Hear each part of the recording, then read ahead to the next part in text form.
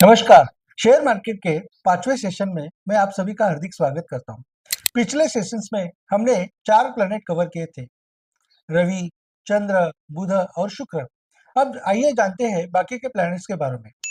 मंगल, मंगल ग्रह, इसके बारे में बहुत सारे मिसअंडरस्टैंडिंग है कि लोग मंगल का नाम सुनते ही अरे बाप रे, मेरी कुंडली में मंगल तो नहीं है, मैं मांगलिक तो नहीं हूँ, ऐसे सोचने लगते हैं। लेकिन मंगल बहुत सारा मंगलमय होता है। तो मंगल ग्रह यह अग्नि तत्व का प्लैनेट है और इसके कारण इसका फायर के साथ ज़्यादा संबंध है, एक्सप्लोजन्स के साथ में ज़्यादा संबंध है। इसीलिए फायर आर्म्स, एक्सप्लोजिव्स या बंदूक की गोलियां, तोप के गोले, बहुत सारे अस्त्र शस्त्र जो डिफेंस के लिए बहुत महत्वपूर्ण है, वो इसके अंडर आते हैं। उसके साथ साथ मंगल यह बहुत ही फाइन टेक्निक पाने वाला ग्रह है, टेक्निकल है वो। इसलिए इंजीनियरिंग, उसके बाद में मेडिकल, सर्जिकल, जो सर्जन वगैरह रहते हैं, तो मेडिकल सेक्टर का भी वो बहुत बड़ा कारक है। तो इंजीनियरिंग और मेडिकल सेक्टर्स के अंडर जो भी चीजें आती है, जो भी कंपनीज आती है, जैसे हेल्थ केयर है, फार्मा है, ये सभी, और इंफ्रास्ट्रक्चर है, सीमेंट है, ये सभी भी मंगल के अंडर आते हैं।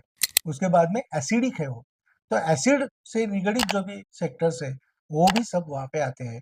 फर्टिलाइजर सेक्टर भी वहाँ पे आ जाता है। तो इस तरह से मंगल का एक महत्व अपने आप में बहुत बड़ा होता है संरक्षण की दृष्टि से। उसके बाद में देखते हैं गुरु ग्रह के बारे में। गुरु यह व्यवस्था का कारक है, व्यवस्था को चलाने वाला और एक नई व्यवस्था की चौकट बनाने वाला गुरु होता है। इसलिए गुरु के अंडर जुडिशियरी सिस्टम आती है, फिर कंट्रोलिंग अथॉरिटीज आती है। जैसे कि गवर्नमेंट कंट्रोलिंग अथॉरिटीज कौन सी है, कि रिजर्व बैंक ऑफ इंडिया है, ईडी है। ईडी तो आजकल सभी को पता है, हम रोज सुनते हैं, पढ़ते हैं उसके बारे में। सीबीआई है, ऐसे बहुत सारी कंट्रोलिंग अथॉरिटीज होती है, ट्रिब्यूनल्स है, न्याय व्यवस्था है। ये सभी सरकारी जो कायदे कानून है, पॉलिसीज है, वो ठीक तरह से उसका इम्प्लीमेंटेशन हो रहा है कि नहीं, उसमें कुछ गलत तो नहीं है, ये देखने का काम यह गुरु करता है। इसलिए गुरु अत्यंत महत्वपूर्ण है। बैंकिंग सेक्टर हो, रिजर्व बैंक हो, फाइनेंस सेक्टर हो, या रिलीजियस कुछ प्रोडक्ट्स हो, तो उसका भी एक गुरु कारक माना जाता है। उसका मेटल है गोल्ड, और गोल्ड में भी जब गुरु किस राशि में जाता है, तो गुरु यह एक बहुत ही शुभत्व देने वाला बेनिफिक प्लैनेट है। इसलिए वो जिस भी राशि में जाता है, तो वहाँ अच्छा करता है, ऐसा समझा जाता है। तो वहाँ वो बढ़ाता है। It's a planet of expansion, तो एक्सपांड करता है। तो जिस राशि में जाएगा, उस राशि से जो चीजें निर्देशित होती है, उन निर्देशित चीजों को एक्सपांड करता है, बढ़ावा देता है, बढ़ाता है। इसलिए गुरु का भ्रमण हर एक राशि में बहुत ही अलग तरीके से हमें देखना चाहिए। जैसे जून 2024 के बाद में गुरु मिथुन राशि में आएगा, तो मिथुन राशि यह कम्युनिकेशन और आईटी सेक्टर इनकी और मॉडर्नाइज टेक्निक की राशि है। तो इन क्षेत्र में बहुत बड़े बदलाव जो आगे चलकर 12 साल के लिए महत्वपूर्ण रहेंगे, वो गुरु लाने वाला है, ये आप देखोगे। याद रखो, 2 जून 2024, जिसका एस्पेक्ट हमें बाद में देखने को मिलने वाला है। तो ऐसा ही गुरु है। गुरु रिसाइकलिंग प्रोसेस का भी काम करने वाला है। इसलिए वो अध्यात्म का कारक माना जाता है, मोक्ष का कारक माना जाता है।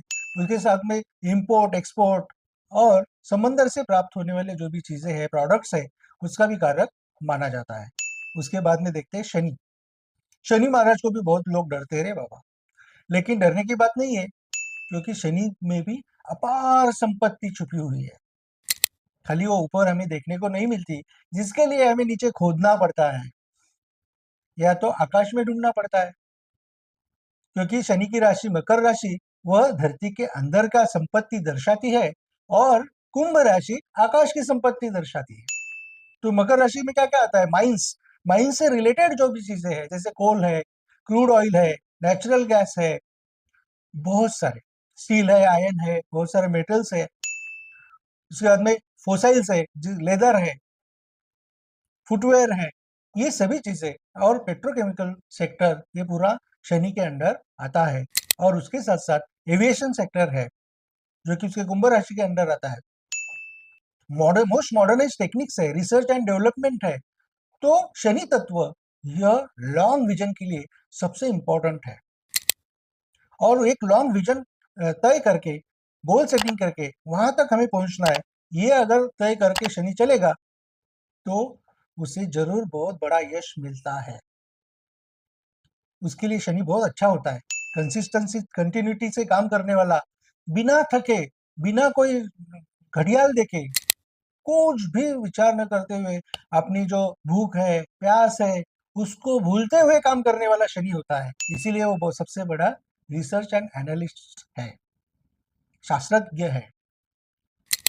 तो शनि के इतना काम कोई भी नहीं कर सकता। बाकी तो सब अपनी घड़ी देखे 9 to 6, 6 बज गए तो हलचल मचने लगती है। तो शनि ऐसा करने वाला है। इसीलिए शनि के जो भ्रमण है अभी, वो बहुत महत्वपूर्ण होने वाले हैं। चलो मैं आपको आज एक गिफ्ट देता हूँ कि 7 महीने के अंदर, 7 महीने के बाद राहु कुंभ राशि में आने वाला है। तो सोचो, कुंभ राशि यह मोस्ट मॉडर्नाइज टेक्निक की राशि है।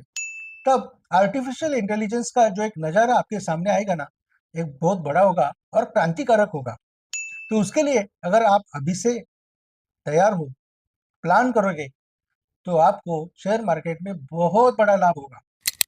तो यह है कि शेयर्स ढूंढ निकालिए, तो उसमें आपको बहुत लाभ होगा। एविएशन के शेयर्स ढूंढ निकालिए, उसमें आपको बहुत लाभ होगा। स्पेस साइंस के शेयर्स ढूंढ निकालिए, उसमें आपको बहुत बड़ा लाभ होने वाला है। ये हमारा वादा है। चलो बात करते हैं राहु और केतु की। देखो, राहु और केतु ये एक्चुअली ग्रह नहीं है, दे आर द नॉर्ड्स। एक छाया ग्रह है, लेकिन उसे हम ग्रह ही समझते हैं। तो उनका स्वतंत्र अस्तित्व नहीं है। हाँ, वो जिस राशि में होते हैं, उस राशि के लॉर्ड की तरह बिहेव करते हैं। जैसे अभी राहु मीन राशि में, गुरु की राशि में है, तो वो गुरु की तरह बिहेव करेगा। और जब भी गुरु का संबंध आएगा, तो राहु को हमें भूलना नहीं चाहिए। राहु ये भी एक्सपांशन का कारक है। राहु खलल डालता है किसी भी चीज में। राहु दूध को दूध रहने नहीं देता, उसकी शुद्धता को खराब कर देता है। लेकिन दोस्तों, उस खराब हुए दूध से भी हम पनीर बना सकते हैं। This is the destiny management.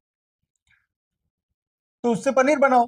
उसी तरह से राहु का उपयोग हमें करना चाहिए। तो राहु इस काल का, कलयुग का पावरफुल सत्ताधारी ग्रह है। राहु की सत्ता पूरे विश्व पर चल रही है, ऐसा माना जाता है। इसलिए जो मोस्ट मॉडर्नाइज टेक्निक्स है, वो राहु के सिवा और किसी के पास होता ही नहीं है। तो राहु को बहुत जन ने बदनाम करके रखा है, तो वो बात छोड़िए, मिसअंडरस्टैंडिंग है उसके बारे में बहुत सारे। तो राहु बहुत महत्वपूर्ण है। वो एक नए युग की शुरुआत करता है, नए शतक की शुरुआत करता है। तो टेक्नोलॉजी के बारे में राहु बहुत ही महत्वपूर्ण होता है। तो जो राशि में होता है, उस राशि की तरह बिहेव करता है, ये तो हमने समझ लिया। उसी तरह से केतु भी जिस राशि में होता है, उस राशि के लॉर्ड की तरह बिहेव करता है। जैसे राहु का कार्य एक्सपांशन करना है, उसी तरह केतु का काम कट करना है, कॉन्ट्रैक्शन करना है। तो राहु यह एक राहु और केतु ये विरुद्ध तत्व के ग्रह है। एक अटैचमेंट का कारक है, एक डिटैचमेंट का कारक है। उस तरह से उनको हमें समझना चाहिए। तो राहु के अंदर शनि की तरह लेदर या फोसाइल्स, ये सभी चीजें आती है। और टेक्निक्स भी हमने सुने। केतु के इसमें ज्यादा करके पारंपरिक चीजें आती है, जैसे कि मेडिसिन, आयुर्वेदिक मेडिसिन आते हैं।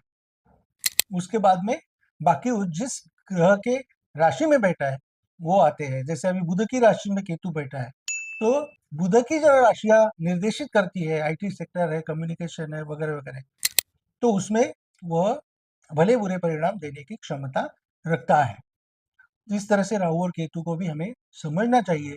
और उनके बेसिक को समझते हुए अगर हम काम करेंगे, तो बहुत बार ऐसा होता है कि उस जिस राशि में वो बैठे हैं, तो उस राशि के जो लॉर्ड है, तो उसका जब भी संबंध आता है, तो हमें उन केतु को नहीं भूलना चाहिए। जैसे बुध का संबंध आएगा, तो अभी कन्या राशि में केतु है, उसको नहीं भूलना है। तो कन्या राशि का केतु जो हमारे एग्रीकल्चर एक सेटअप है, उसको कट करेगा, उसको बिगाड़ेगा। मतलब बारिश इतनी ज्यादा होगी कि जो आया हुआ जो भी फसल है, उसमें प्रॉब्लम्स आ सकते हैं। आज हमने 5 इंपॉर्टेंट प्लैनेट्स कवर किए हैं। अब 3 जो इंपॉर्टेंट कलेक्टिव डेस्टिनी के जो प्लैनेट्स है, जो कि पूरे वर्ल्ड के ऊपर जिनका प्रभाव होता है, सबसे इंपॉर्टेंट है, वो जानने का प्रयास अगले सेशन में करने वाले हैं। आप नीचे दिए हुए कमेंट बॉक्स में ज़रूर कमेंट लिखिए, आप सजेशंस दे सकते हैं, जिससे कि हमें भी कुछ उसमें डेवलपमेंट करने के लिए प्रेरणा मिलेगी। धन्यवाद।